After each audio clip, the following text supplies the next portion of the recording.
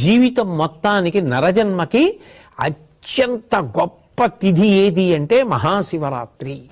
ప్రతీ నెల మాస శివరాత్రి వస్తుంది. దాన్ని మహత్శబ్దంతో పిలిచారు. మహాశబ్దంతో పిలవబడినటువంటి తిథులు మీకు కనపడవు.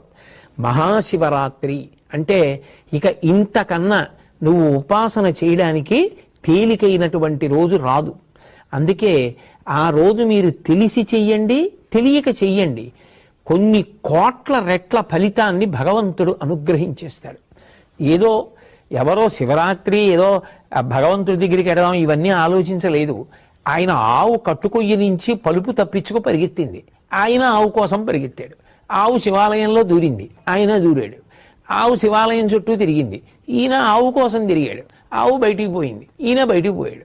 కానీ ఈశ్వరుడు అంటాడు, ఇవాళ మహాశివరాత్రి, నువ్వు తెలిసి వచ్చావో తెలియకొచ్చావో నాకు అనవసరం, ఆవు కోసం వచ్చావు